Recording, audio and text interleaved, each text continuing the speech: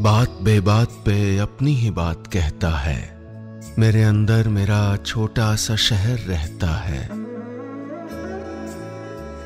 दोस्तों, मेरा नाम है नीलेश मिश्रा।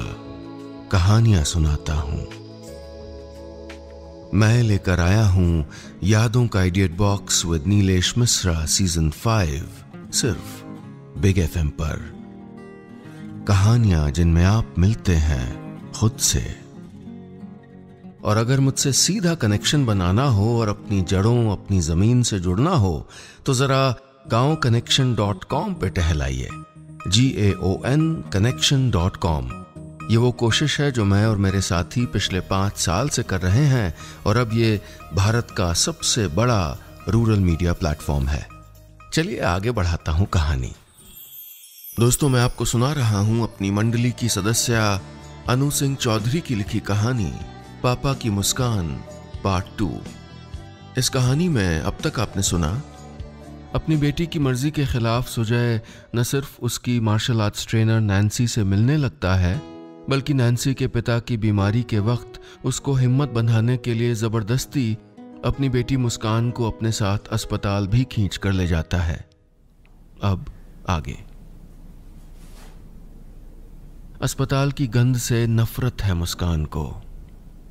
मम्मा की बीमारी के दिन कैसे गुजरे होंगे ये कल्पना अक्सर की है उसने, लेकिन सैनिटाइजर, डिसइंफेक्टेंट और दवाइयों की जिस मिली जुली तेज गंध से जिंदगी की उम्मीद जगनी चाहिए थी, वो बू उसे सिर्फ एक हादसे, एक मौत की याद दिलाती थी। ऐसे में सुजय उसे खींचकर नैन्सी के पापा के कमरे में ले तो आया था, लेकिन मुस्कान के भीतर अभी अभी ताजा हुई याद की एक चुभन को महसूस नहीं कर पाया था। सुजय का पूरा ध्यान अपने पापा के लिए दवा जुटाती, नर्स के साथ मिलकर उनके डायपर बदलती, उनकी रुई से उजले बालों को सहलाती नैन्सी पर था। और नैन्सी के पापा थे कि हार्ट अटैक, 77 की उम्र और डिमेंशिया के बावजूद बात बात पर चुहलबाजी करने और ठहाके लगाकर हंसने से बाज ही नहीं आते थे। ये बात और थी कि उनकी बातों का सिरा कहीं से खुलता और कहीं जाकर उलझ जाता था। उनकी बातों को समझना बड़ा मुश्किल था। मुस्कान कुछ देर तो खामोश औपचारिकता में किसी तरह प्लास्टिक की एक कुर्सी पर बैठी रही, लेकिन 15 मिनट होते होते वहां से निकल जाने को बेचैन होने लगी। वो जितनी बार सुजय की ओर देखते हुए वहां से निकल जाने का इरादा करती, उतनी ही बार नैन्सी के पापा को कोई और ना खत्म होने वाला किस्सा याद आ जाता और फिर मुस्कान चलने का इशारा करते करते रुक जाती। और फिर तो हद ही हो गई। नैन्सी के पापा जिद पर अड़ गए कि बाहर टहलने जाएंगे और वो भी सिर्फ नैन्सी के साथ। लेकिन जितनी बार नैन्सी उनको बिस्तर से उतारने के लिए आगे बढ़ती, उतनी बार वो सर हिलाकर मना कर देते। 2-1 बार तो नर्स ने भी हाथ बढ़ाया, लेकिन उन्होंने उसका हाथ भी झटक दिया। और फिर अचानक उनकी उंगली मुस्कान की ओर मुड़ गई। वॉक, नैन्सी के साथ जाना है। बस इतना कहकर वे रूठे हुए बच्चे की तरह दीवार की ओर करवट कर बैठे। डिमेंशिया की वजह से वे मुस्कान को नैन्सी मान बैठे थे और किसी कीमत पर किसी और की दलील सुनने को तैयार ही नहीं थे।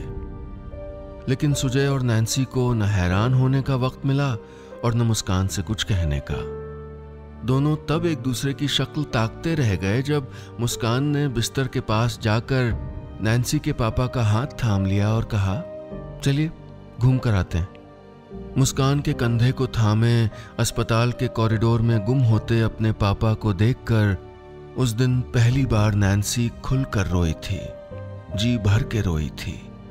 उसके बूढ़े पापा की एक जिद मानकर मुस्कान ने अपने दिल का एक रोशनदान नैन्सी की तरफ भी खोल दिया था। तारीफ करें, शिकायत करें, लेकिन अधिकार से बताइएगा कि हमारी कहानियां आपको कैसी लग रही हैं। और हाँ, रोज ऐसी ही रोचक कहानियां सुनने के लिए सुनिए यादों का idiot box with Nilesh Mishra season 5, सिर्फ बिग एफएम पर। हमारे चैनल पर हर रोज खूब सारी कहानियां उपलब्ध होती हैं, कभी कविताएं, कभी और कोई गपशप। अगर आप चाहते हैं कि कुछ भी ना मिस करें तो 2 चीजें तुरंत करिए। ये ऊपर जो घंटी का निशान देख रहे हैं ना, इस बेल आइकॉन को दबाइए, इसे क्लिक करिए। सब्सक्राइब जहां लिखा है उसको भी क्लिक करिए। चलिए मिलते हैं बहुत जल्दी नई कहानी के साथ। सुनते रहिएगा यादों का idiot box with Nilesh Mishra season 5 सिर्फ बिग FM पर।